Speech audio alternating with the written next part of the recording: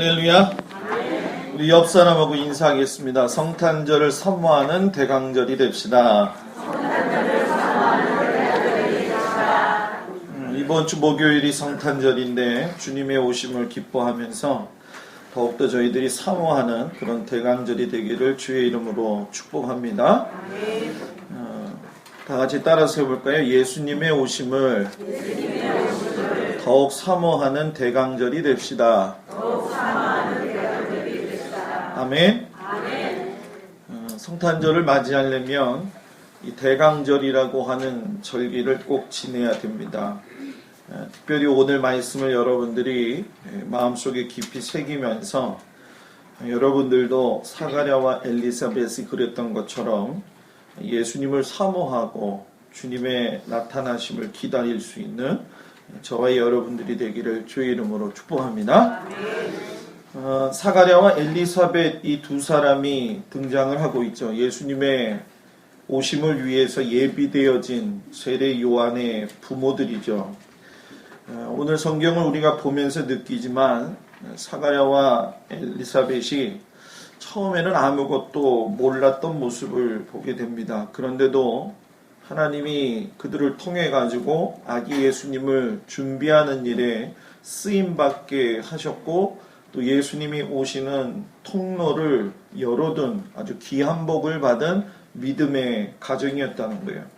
저는 이번 주이 목요일이 성탄절이지만 오늘 대강절 4주를 맞이하면서 우리 교회, 우리 가정에도 또 우리 나라에도 이 사가랴와 엘리사벳이 그랬던 것처럼 아기 예수님이 이 땅에 오실 수 있는 축복의 통로가 되기를 주의 이름으로 축복합니다.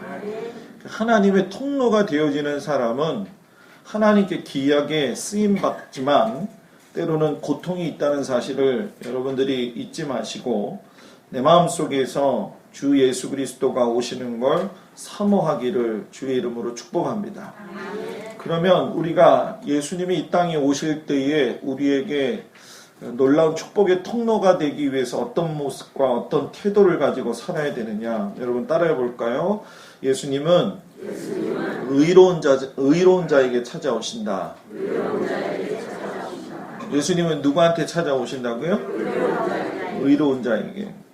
오늘 성경에 보게 되면 헤롯 때의 아비야 반열의 제사장을 이렇게 이야기하면서 사가랴와 그리고 그의 아내였던 엘리사벳을 이야기를 하면서 이 사람들의 특징을 이야기하기를 이 두 사람이 하나님 앞에 의인이니 이렇게 이야기를 해요. 자, 오늘날 정말 아기 예수님이 이 땅에 태어나셔서 초림으로 오셨고 다시 예수님이 이 땅에 재림주로 오실 거라고 한다면 과연 어떤 자들을 통해 가지고 예수님이 오실까 한번 생각을 해봐야 되겠죠. 재림의 주도 분명히 여러분 준비하는 자, 하나님 앞에서 의롭게 사는 자, 하나님을 사모하는 자들을 통해서 오게 되십니다. 저는 우리 성도들도 그렇고 저도 그렇지만은 하나님을 사모하는 마음이 남다른 믿음의 사람들이 되었으면 합니다. 말라기 선지자가 예언하기를 마치고 나서 400년이라고 하는 기간 동안이 이스라엘 백성들이 암흑기죠. 하나님의 말씀을 듣고 싶어도 들을 수가 없었던 시기였어요. 기대할 수도 없고 소망할 수도 없는 시대였죠. 역사가의 기록에 보게 되면 우리가 잘 알다시피 로마의 통치 아래서 권력 암투가 성행을 했었고 또 헤롯이 매우 잔혹한 통치를 하고 있던 상황이었어요.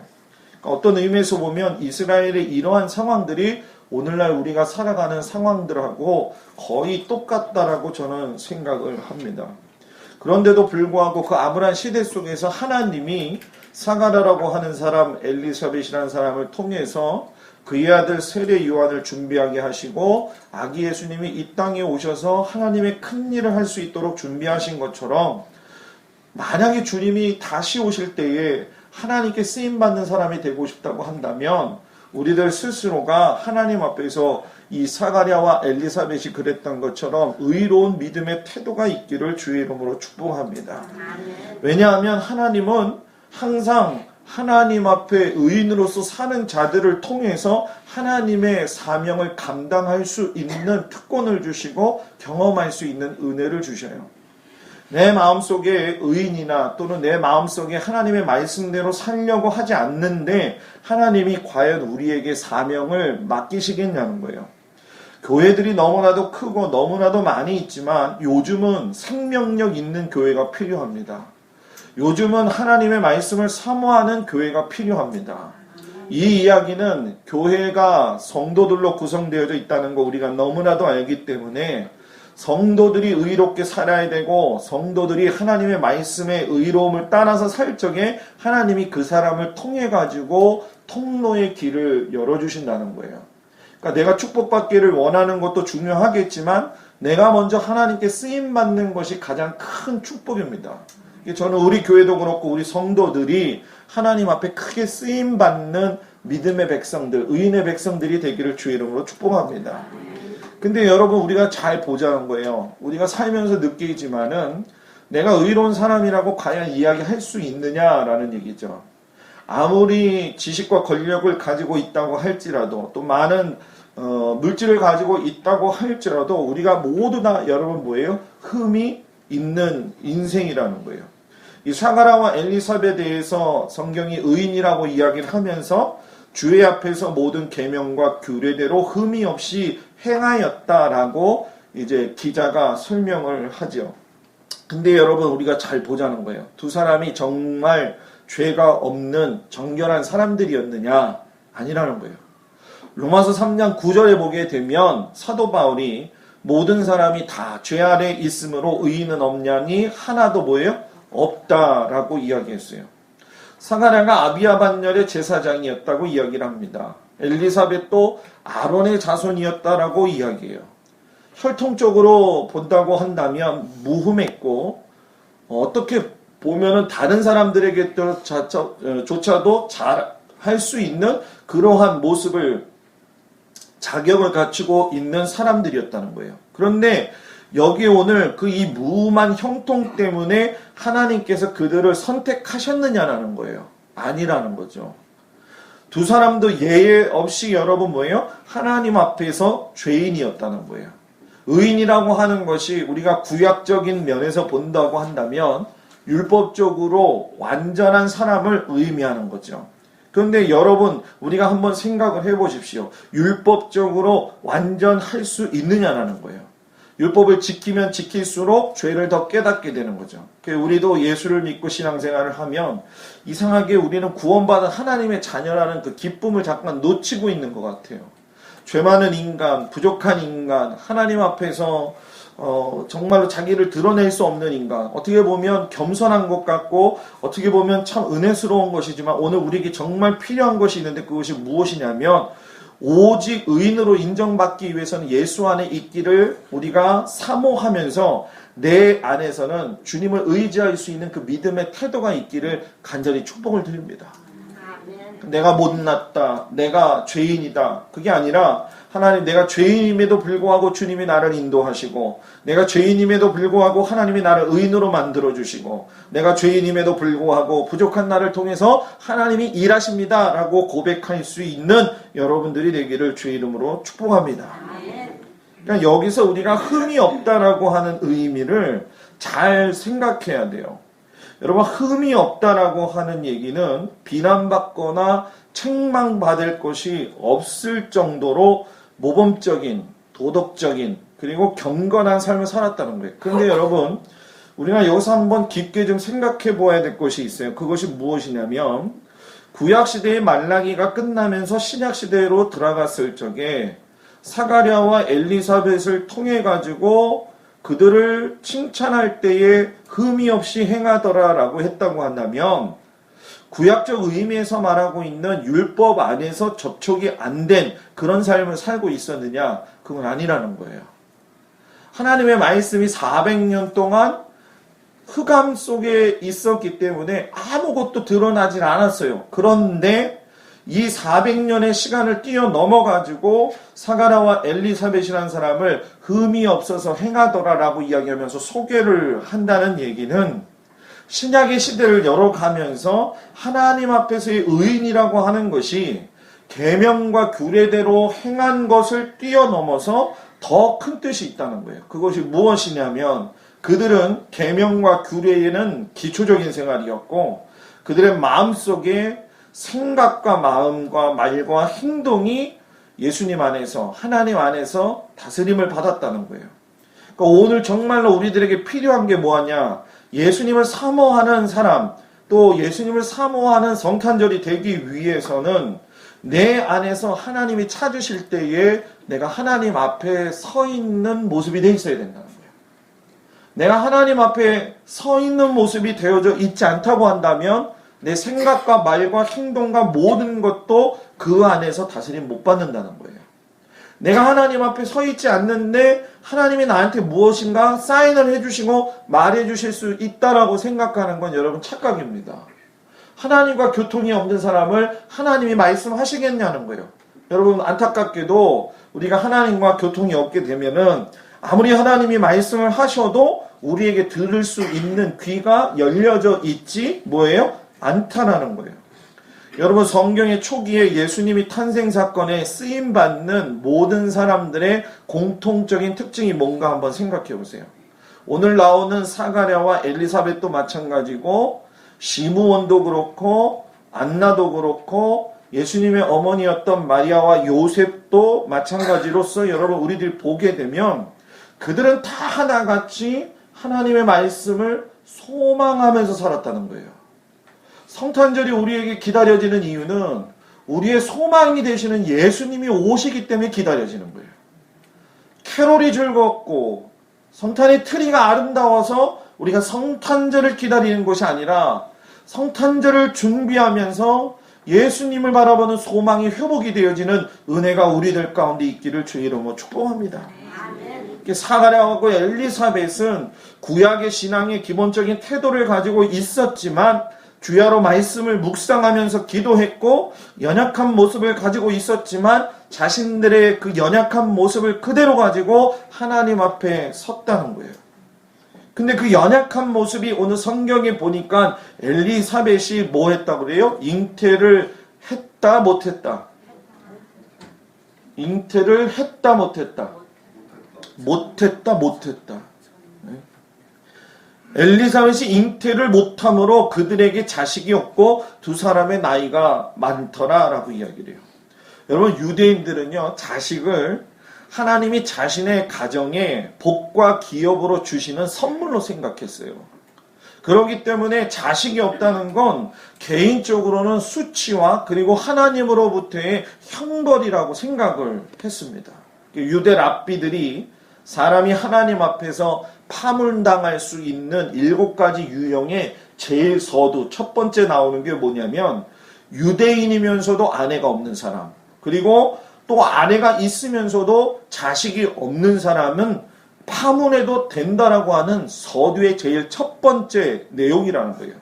합법적인 이혼 사유가 될 수 있다라는 거죠. 그러니까 오늘 이 나오는 성경에 샤가라와 엘리사벳이 나이가 많아서 늙어가지고 수태하지 못한다는 건 이건 단순한 이야기가 아니라는 거예요. 저들이 하나님 앞에서 주어진 직분과 사명을 감당하고 있고 어떻게 보면 사람들에게 영적으로나 인격적으로 많은 영향을 끼치고 있는 그 자리에 있는 사람들인데 뭔가 좀 이상하다는 거예요. 왜? 자녀가 없으니까 그 사람들은 여러분 그 사람들 스스로는 견딜 수가 있어요. 그런데 다른 사람들의 입장에서 보게 되면 저 사람들이 뭔가 하나님 앞에 잘못을 했기 때문에 뭐예요? 하나님께서 자식을 주시지 않는다라는 생각을 가지고 있고 입으로는 이야기하고 있지 않지만은 저 사람들에 대한 어떤 정죄감의 모습을 가지고 있었던 것이 사실일 거라는 거예요. 열심히 살았어요. 자기에게 주어진 제사장의 직분의 역할도 잘 감당했어요. 그런데 뭔가 하나 잘못됐다라고 생각하는 마음이 있었다는 거예요. 자, 근데 여기서 정말 중요한 게 뭐냐는 거예요, 그러면. 다른 사람이 나를 어떻게 보는 것도 너무너무 중요하지만 내가 그런 상황에 놓여 있을 때 나의 신앙적 태도가 어떠냐는 거예요. 내가 하나님 앞에 의인으로서 살았지만 어떨 때는 자식이 내게 없는 것처럼 내게 어떤 결과가 보이지 아니하고 어떤 상황들이 보이지 아니할 적에 내 스스로가 내 안에서 자존감이 낮아질 때가 있을까요? 없을까요? 있죠. 아, 내가 이렇게 열심히 살았는데 하나님 왜 이것밖에 안 됩니까? 더 많은 것을 하나님이 주셔야지만이 내가 그래도 예수 믿는 사람이라고 이야기할 수 있는 모습이 있는데 왜 내 모습은 이거밖에 안 됩니까? 근데 여러분, 사가랴와 엘리사벳이 그랬냐는 거예요. 그렇지 않았다는 거예요. 그들은 하나님을 원망하지 않았고 주어진 자신들의 위치에서 하나님의 사명과 그 역할을 감당했어요. 오늘 내게 연약한 모습이 있다 할지라도, 내게 어떤 약점이 있다 할지라도, 내게 어떤 부족함이 있다 할지라도 그것이 내게 십자가가 되어지고 내가 감당할 수 있는 은혜의 통로가 되어지기를 주의 이름으로 축복합니다. 사람은요, 누구나 결핍된 인생입니다. 근데 중요한 건 결핍된 인생 스스로를 자기가 부인하지 말라는 거예요. 결핍을 인정하면서 소망을 가지고 하나님께 구하게 될 적에 하나님이 거기서 일을 하게 하신다. 사가랴와 엘리사벳이 아기를 못 낳고 어떤 소망도 둘 수 없고 기대할 것이 없는 그런 결핍의 상황이었지만 그 결핍의 상황보다도 더 중요한 게 하나님 앞에 서는 모습이었다는 거예요.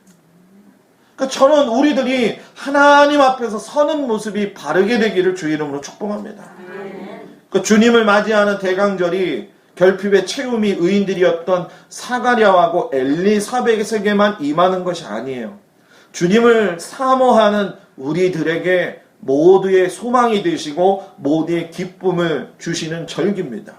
그렇기 때문에 저는 우리 성도들이 의인의 간구함을 하나님이 들으신다고 하셨으니까 여러분들의 기도가 의인의 간구의 기도가 되었으면 좋겠습니다.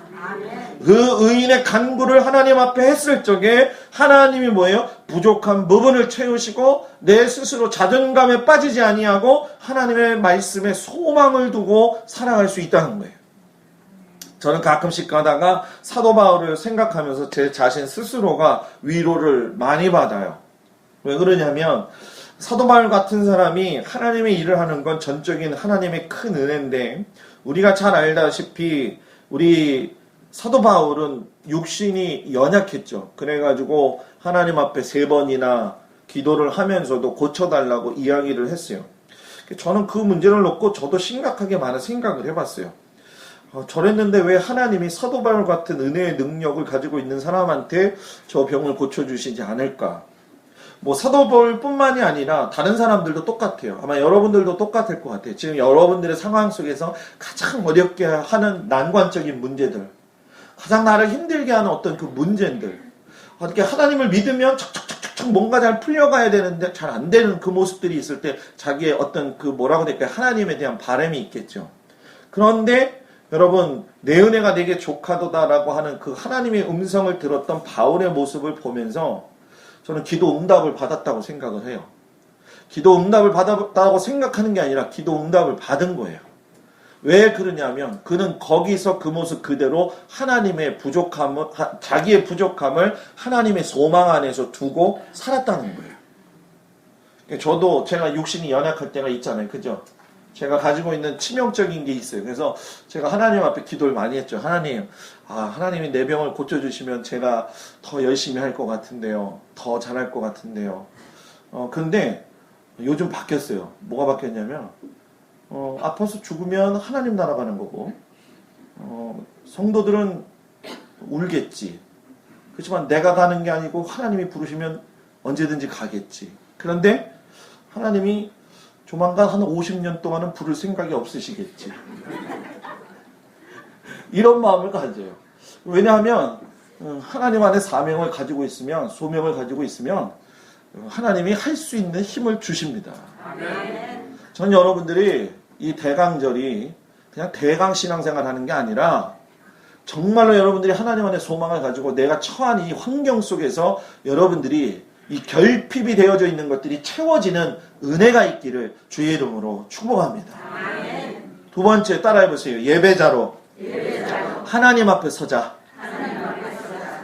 사가랴가 그 반열의 차례대로 하나님 앞에서 제사장의 직무를 행했다라고 이야기를 해요. 그리고 제비를 뽑아서 주의 성전에 들어가서 분향을 했다라고 이야기를 합니다. 여러분, 유대의 그 당시 상황에 제사장들이 몇 명이 있었을까요? 모르죠? 2만 명이 있었어요. 목사님, 제사장들이 그렇게 많아요? 많죠, 당연히.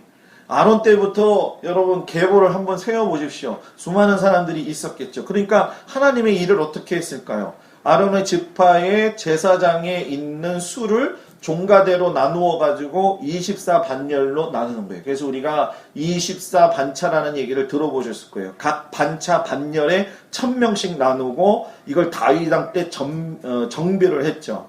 그러니까 아론이 초대 제사장이면서 두 아들 엘르아살과 이다만의 후손들을 갖다가 24 가족의 반열로 만들었다는 거예요. 그래서 그 가족들을 1년에 한 주씩 2번에 걸쳐 가지고 성전 봉사를 할 수 있게 했다는 거예요.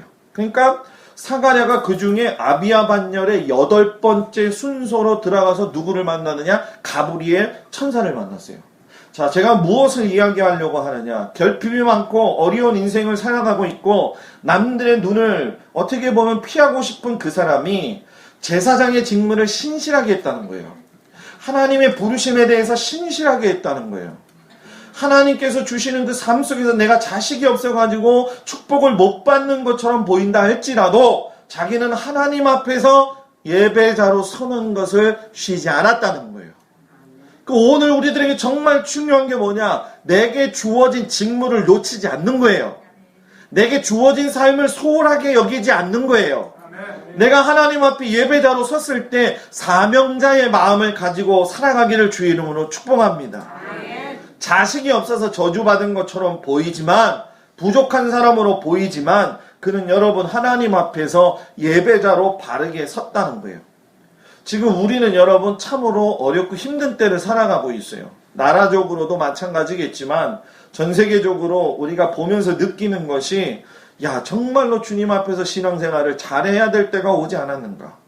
우리가 아직도 인간적인 관계나 이런 상황 속에서 어떤 시기와 분열과 다툼과 이런 것들이 사단의 전략이라고 한다면 이 시대에 오실 마지막 예수 그리스도를 바라보면서 이 모든 것을 회복할 수가 있어야 되는데 어떻게 보면 여러분 교회는 교회대로 성도들은 성도들대로 많이 분열되어져 있고 오히려 믿지 않는 자들도 더 많이 분열되어 있는 모습을 봐요. 왜 그럴까라는 거예요.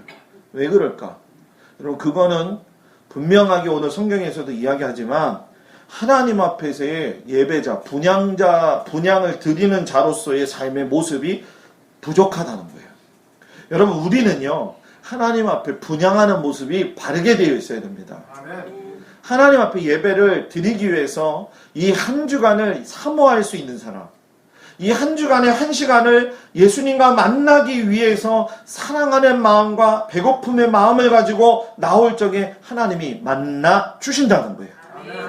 내가 하나님 앞에 나왔을 적에 아이가 받을 복을 당연히 받아야 되는데 걱정하면 되겠냐는 거예요. 걱정하지 말자는 거예요. 내가 내 자식을 키우는데 아이들을 갖다가 여러분 아침에 밥을 해줬어요. 그랬더니 우리 아이들이 여러분 뭐라 그러냐면 점심에는 누가 밥을 주나 이렇게 얘기하면 그 아이들이 정상이 아니에요.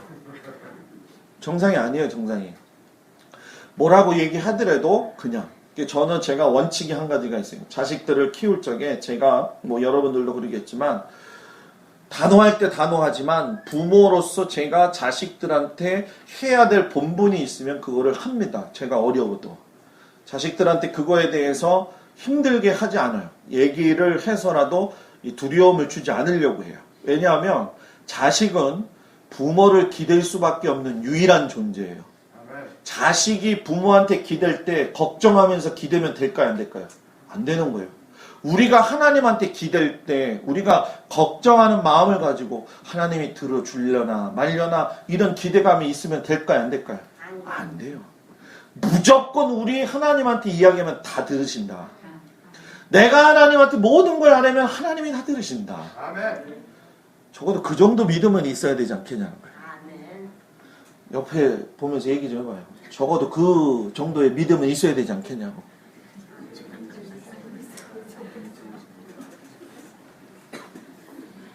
애니야, 너 내가 보낸 생일 카드 받았냐? 아버지랑 따로 사냐? 반송돼가지고 나한테 왔어. 그래서 내가 목사님이 그랬어. 얘가 따로 사나 지금. 진짜 카드 목사님 보냈는데 따라왔어. 왜 목사님이 이 얘기를 하느냐? 그냥 예화로 드는 거야. 알았지? 부모하고 자식이 살고 있을 적에 자식은요.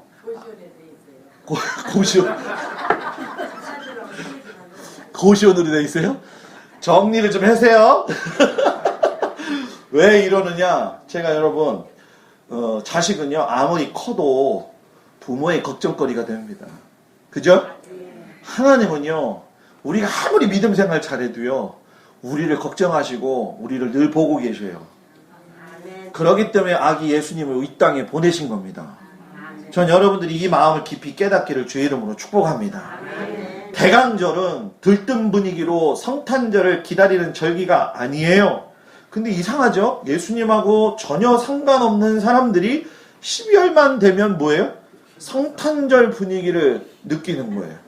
어저께 제가 서울대학교 신방을 가는데 시청 앞에 가니까 진짜 엄청나게 큰 트리가 있더라고요. 멋있더라고요.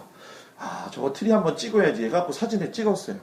그래서 찍어서는 조금 더 가니까는 너무너무 재미난 게 뭐냐면 오른쪽에서는 종북, 정당을 없앤다고 하면서 이것도 하고 앉아있고, 저쪽 광화문 앞쪽에 가면 또 세월호법 이것도 이야기하고 있고, 제가 그거 보면서 마음속에 참 안타까움이 많이 들더라고요. 물론 여러 가지 이익과 유익들이 있지만 저는 거기서 그런 걸 느꼈어요. 뭘 느꼈냐면, 우리가 하나님 아버지의 마음을 진심으로 모르고 우리가 가진 형편과 사정에 따라서 우리의 고집을 내세울 때가 많이 있지 않겠느냐. 여러분, 성탄절에 우리가 예배를 드리고 또 우리가 성탄절이 아니더라도 예배를 드리면서 우리가 하나님 앞에 서야 될 분명한 믿음의 태도가 있는데, 여러분 잘 보십시오. 사가랴하고 엘리사벳이 사가랴가 들어갔을 적에만 사가랴만 분양했느냐는 거예요. 아니라는 거예요. 엘리사벳도 그것을 뒤에서 보게 되면은 말문이 닫힌 이 사가랴를 갖다가 왜 말문이 닫혔냐고 물어보잖아요. 그리고 백성들도 그것을 보고 신기해서 놀라하잖아요. 자, 이 얘기는 사가랴가 예배를 드리고 분향을 할 적에 다른 사람들이 객관적으로 서로의 일을 본 것이 아니라 그 예배에 같이 뭐예요?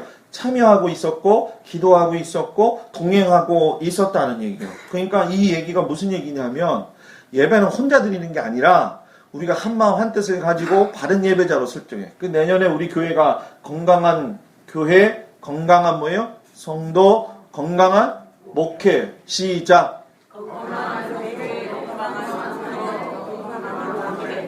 이 세 가지의 우리가 플랜을 가지고 갈 적에 정말 중요한 거 뭐냐면, 여러분들이 이걸 머릿속에서 지우면 안 돼요. 맨날 이야기해야 돼요. 우리는 건강한 교회, 건강한 성도, 건강한 목회가 돼야 됩니다. 아멘. 옆 사람 보면서 시작. 우리는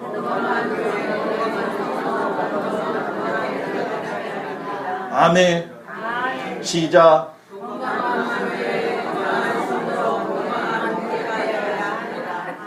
옆 사람 보면서 하는 거예요. 시작.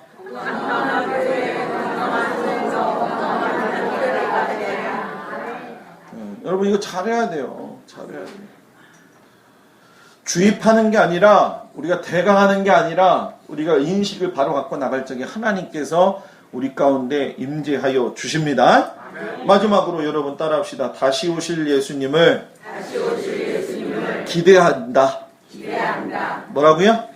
다시 오실 예수님을 기대한다. 이 대강절에는 성탄절에 예수님은 저는 초림 예수님으로 왔기 때문에 우리에게 정말 중요한 것은 다시 오실 예수님이라고 생각을 해요. 왜냐하면 주님은 벌써 그 모든 일들을 다 준비를 하고 계세요. 오실 것에 대해서. 그리고 이미 여러분들이 잘 아시지만 12월 14일 날 우리나라가 전쟁이 일어났어요? 안 일어났어요? 안 일어났죠. 어저께 온만닷컴의 뉴스에, 인터넷 뉴스에 보니까 뭐라고 써있냐면, 전쟁이 안 일어난 우리나라의 그 현실을 보면서 한국 기독교의 영적인 수준, 그리고 목사들이 그것을 갖다가 또 허락을 해가지고 교회마다 집회를 한 몇몇의 교회 목사들, 아직도 멀었다. 이런 얘기를 썼어요. 제가 그거 보면서 저는 솔직히 그렇습니다. 쥐구멍이라도 있으면 들어가고 싶을 때가 많이 있어요. 여러분들은 그런 게 느낀 적이 없어요? 내가 예수 믿는 것이 세상 사람들이나 많은 사람들한테 부끄러운 적이 된 적이 없냐는 거예요. 저는 제가 목사지만 제가 그런 사명을 가지고 살면서 진짜 우리 교회가 그런지 않는 교회가 되고 그렇지 않은 모델이 됐으면 좋겠습니다. 여러분, 그러려면 관계가 깊어야 돼요. 기도 열심히 하고 하나님 앞에 예배자로 서니까 하나님께서 가브리엘 천사를 보내줬어요. 근데 더 재밌어요. 가브리엘 천사를 보냈는데 놀랄만도 하죠. 400년 동안 이런 일이 한 번도 있었던 적이 없어요. 구약성경 창세기부터 쭉 보면 하나님하고 사람하고 계속 대화하는 내용들이 나옵니다. 그런데 구약시대로 뒤로 쭉 들어가게 되면 하나님 말씀하시는 게 별로 없어요. 그러다가 갑자기 가브리엘이 나타났어요. 현현했다는 거예요. 자기의 모습을 드러내었다는 거예요. 놀라워했다고 했어요. 왜? 400년 동안 말씀이 없었는데, 희귀한 역사가 없었는데, 기대할 만한 것이 없다고 생각을 했었는데 하나님께서 그 기도를 이루어 주시면서 하나님이 약속하신 메시아의 대망이 이루어지기를 시작했다는 거예요. 그러면 오늘 우리가 뭐 해야겠냐는 거예요. 오늘도 암흑 같은 시기고 어쩌면 더 난무하고 있는 영적 상태들 속에서 바른 것을 보면서 영적인 것을 사모하면서 우리가 주님이 오실 것들을 바라보면서 기대하는 절기가 되어야 되지 않겠느냐.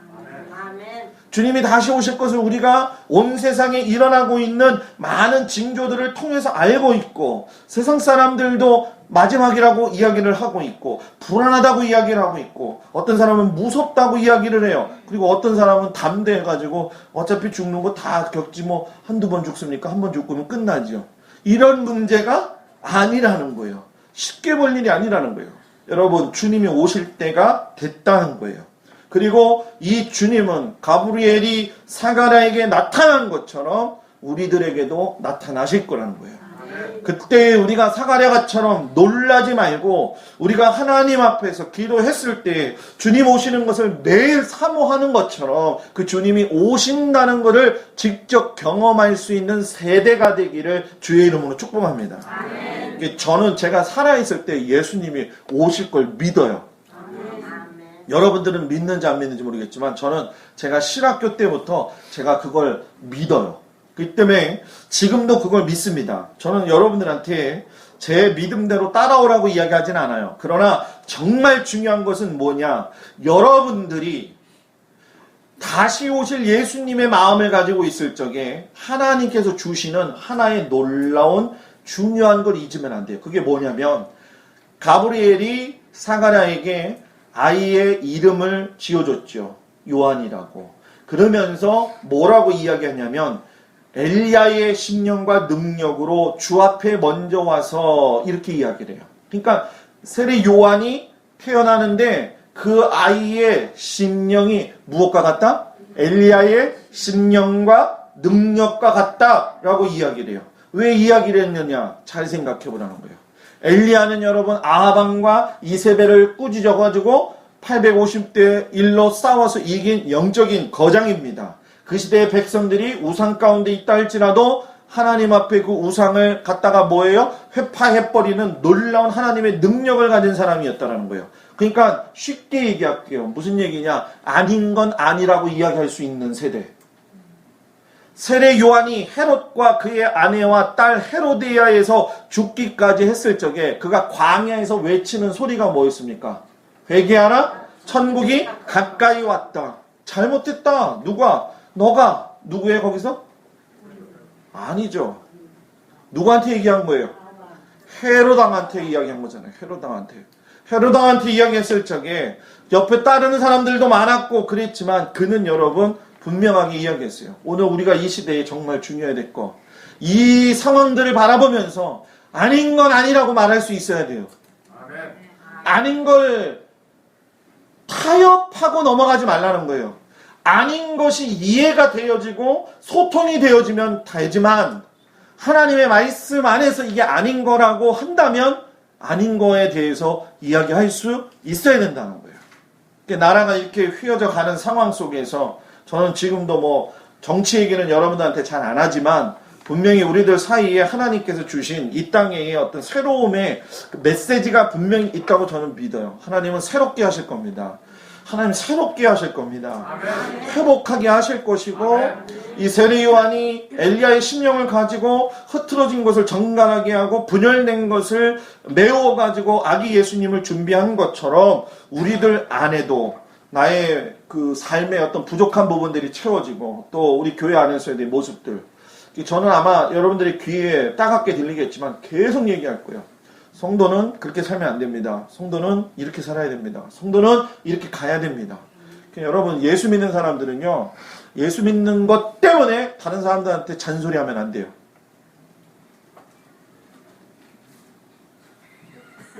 잔소리하면 안 된다고요. 예? 제가 수요일날 예배 안 오신 분들한테 안 오신 분들은 못 들었지만, 제가 이번 주간에 식사 대접을 우리 전소한테 받느냐고 갔더니만 옆에 5명인가 6명 여자들이 와가지고 얼마나 잘 먹는지 몰라요. 그냥 뭐 샤브샤브부터 해서 먹을 것 너무 잘 먹어. 근데 결론은 뭐냐면 권사님이야. 서로 얘기하는데 권사님, 집사님. 근데 그 사람들이 얘기하는 이렇게 내용을 들어보면 막 화가 나요, 저는요. 우리 뭐 회비도 안 냈대더라. 뭐 또 거기는 그렇다더라. 그러면 모이질 말던지. 그죠? 1년 하루 결산하면서 아유, 올 한 해도 참 수고했어요. 아유, 권사님 올 한 해 신앙생활 하냐고 얼마나 힘들었어요. 성가대 오늘 한 해 하느냐고 얼마나 힘들었어요. 그죠? 뭐 대답도 안 해. 서로 잔소리 하지 말란 말이에요. 잔소리. 사랑을 퍼주는 이야기를 해야 돼. 그죠? 장로님들 올 한 해 수고하셨어요. 감사해요. 예. 하는 수고하셨어요. 예. 우리 저기 원로 하신 장로님, 권사님들 수고하셨어요. 자, 옆 사람 보면서 수고하셨어요. 제발 이렇게 살기를 주의 이름으로 축복합니다. 그냥 그놈의 권사님 좀 찾지 마. 제발 좀 어디 가가지고 그냥. 제가 아주 그냥 창피해 죽겠어 아주. 사랑하는 여러분들이요, 오늘 말씀을 마칩니다. 우리가 예수님을 사모하는 성탄절, 이 대강절의 기간 동안, 우리 목요일 날이 성탄절인데, 여러분들 이 성탄절을 맞이하면서 여러분들이 예수님을 사모하시고 기쁨과 즐거움이 넘칠 수 있는 요 한 며칠이 되기를 주의 이름으로 축복합니다. 다 같이 일어나시겠습니다.